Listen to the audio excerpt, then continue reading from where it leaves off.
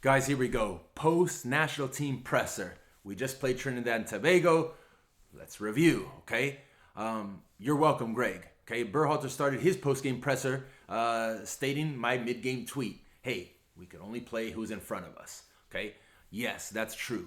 Let's analyze again, guys. Trinidad and Tobago. Nothing was on the field that was going to test our team, okay? Tactically, technically, individually, collectively. There's nothing there. It was sparring, it was training cones on the field, okay? So it's very, very hard to draw conclusions based on how inefficient the opponent was. I mean, I was in Miami when we played El Salvador, and last night could arguably be worse. Trinidad and Tobago, yes, there's a pandemic. Yes, a lot of the teams aren't playing or the pro leagues aren't in function, but last night was just embarrassing, guys. And it's so hard now, with what I'm trying to do in our programs and dissect the national team player pool and kind of give a little bit of an overview of the pool, the players, the tactics, the coaching, the style. What can we draw from this? Little to nothing, okay? Let's talk. I'm going to put on my coaching hat. Let's talk about Greg Berhalter and his takeaways.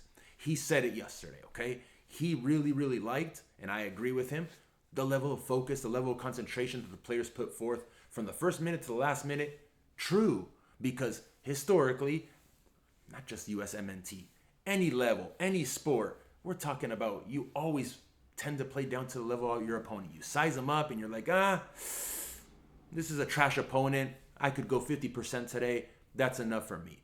At least you can see that a culture has been built to get the best out of one another, okay? They know there's an internal battle for places, for competition. These are just the domestic guys. These are the MLS guys. These are the cupcake guys. And they're competing for spots against the now top European team. So, listen, guys were locked in. Guys did do their jobs. Guys smashed a very, very weak opponent.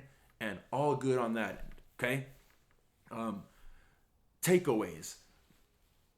I mean, the second main thing is you had the group for 3 weeks, okay? That's a luxury as a national team boss. You've rehearsed a lot of things. I've kind of alluded to, I've kind of stated as a fact, okay? This coaching staff, to their credit, you can like them, you can back them up, you can rate them, you can say they're the right guys, the wrong guys for the job, but there is tactical work going on. And you can start seeing that in these types of games, okay? They train specifics. For an example, in the build-outs, how do we want to build out against a certain opponent in a mid-block? How are we going to get into our attacking third? You guys see the patterns, right? The inside tucking in of the wingers, the spaces created in wide channels so that they can make diagonal runs into those spaces, the curling balls from the outside backs. You saw it against El Salvador. So easy for Araujo to play balls into Ariola. You saw it yesterday with Vines. You saw it yesterday with Herrera spraying Ariola again. You saw it with Vines and John Lewis. So you see tactical work, okay? Yes, as a coach now, you say, I worked 3 weeks. Did they interpret that message in training? Could they duplicate it? And now, yeah, I'm sure they had inner squads where we're much more competitive, but now you see it on an international game in front of a crowd, live TV. Can the player do it at the international level? Yes. Those are the two takeaways that Greg could have, but it's fake. We know it's fake because the international level, guys, and I allude to it a lot, to graduate and get us better and better and better and better, time and space does not exist. And yesterday, every single player was afforded time and space. I mean, when you watch the game and all the actions and the goals and the opportunities created, it was like NBA All-Star game, fast break. So much time and space. The first goal, okay?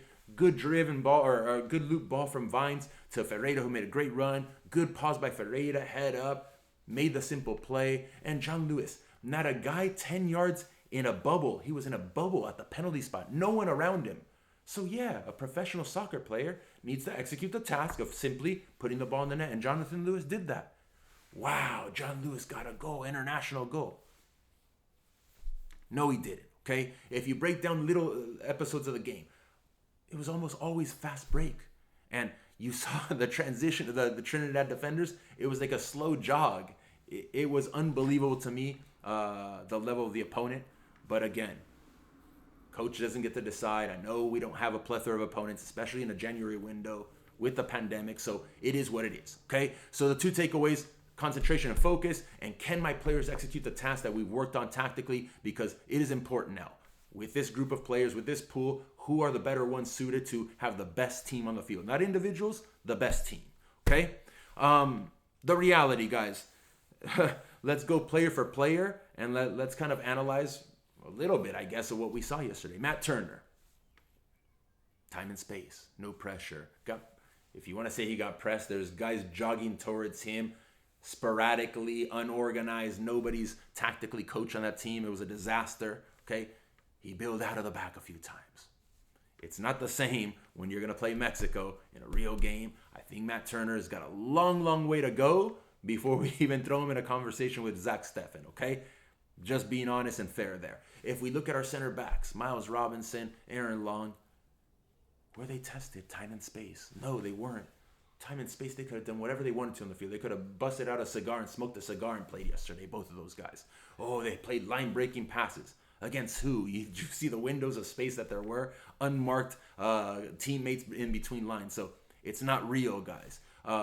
Herrera, who I say is not an international level and shouldn't be on this roster, he looked fine. He was driving into space. He looked dynamic, getting forward, whipping in services. He looked fine. I think the coach alluded to it.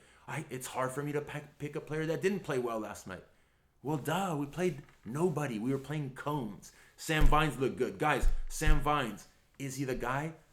Not ready yet, but he is infinitely superior in terms of the player profile to play the style of football we want to play than Anthony Robinson. That is a fact. Anthony Robinson will never be able to play a certain role within this team how we envision it or how Greg Berhalter envisions it. It's not going to happen. So Sam Vines looks like a better profile for that position, okay? If we look at the midfield, I thought Jackson was sloppy. Oh, great. He picked out a couple of his things where he does well and he sprays diagonal, but he was sloppy. He was dispossessed. He got bailed out on a couple of little touch fouls where the ref bailed him out, but he didn't look clean and good. My expectation for Jackson Ewell. I like him because he's mobile. I like him because he's clean. He's technical, but he didn't show something spectacular yesterday. Sebi Lletget was sloppy, got picked a few times as well. He lowered his level to the opponent. Kellen Acosta, I mean, he's not special. He disappears in games. He's okay, I guess. No conclusions drawn from last night, okay? And I already talked about the wingers. Listen, all the time and space in the world. Don't tell me now that Paul Arriola, wow, he's a finisher, he's incredible, he's the guy. No, he's not, guys. He's playing against a bunch of bums, okay? I'm sorry, I don't want to disrespect, but he was playing bums last night, all right? So Paul and John Lewis. And then we have Jesus Ferreira, a player that I like, a player that I think has a bright future, playing the false nine role. What can you say? 2 goals, 3 assists.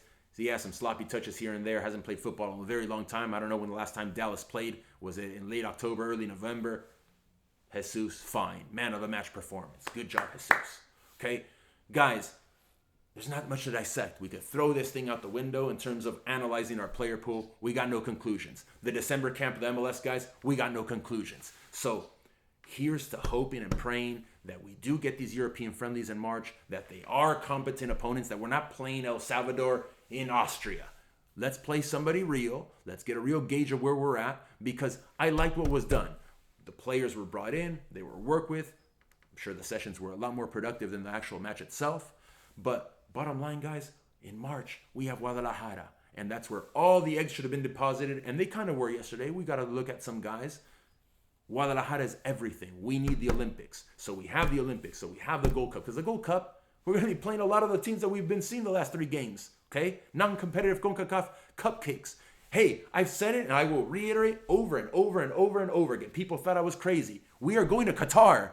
We could field anybody. I said in one of these episodes, we could field the domestic, American-born U.S. passport holders on the San Jose earthquakes, and we are going to Qatar, okay? So none of that matters. What matters now is Guadalajara, and we get a competent team that can qualify, because we're going to play Mexico in pool play. We're going to play Costa Rica. We need to win one of those 2 games to get out of the group to make the semifinals. Then we're going to have to win the semifinals in CONCACAF Olympic qualifying to actually get to the Olympics. To get these guys international experience, doesn't matter who's in Japan or Tokyo. It's going to be more challenging games than what we've seen in these last 3 friendlies. Okay, so that is critical. That is imperative.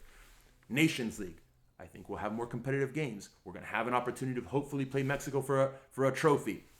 Gold Cup, we're going to have Mickey Mouse games. Hopefully we get to play Mexico again for a trophy. And then it's the World Cup qualifiers. So I think Taylor Twellman, it was Taylor. He tweeted me during the game on a response to my tweet. Hey, it's scary that we may never see an opponent non-CONCACAF up until Qatar 2022. That cannot roll, guys. If that's the direction we head, our guys will not be tested. Yes, there'll be internal competition. Yes, they're competing in great environments in Europe, but that will not help our guys. That will not give us clarity in terms of where we stand at the moment, what we need to work on, improve on. The bright spots, guys, tactically we are working, okay?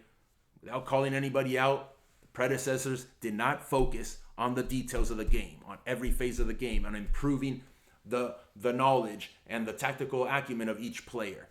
It was fun, okay? I know it for a fact. I want the guys to be having fun. No knock on anybody, but no tactical work was done. And you're probably saying, Brian, what are you talking about? No, that's just how it used to be, okay? I'm talking about a player camp of 26 players. They would play 13 on 13, 4-goal game. Let's have fun. Let's have the guys loose. Let's get them in front of goal. That was the logic before. That's a thing of the past, okay? We have made progress. We have players now coming through the pipeline. We have exciting prospects that we're all ultra excited about making big moves.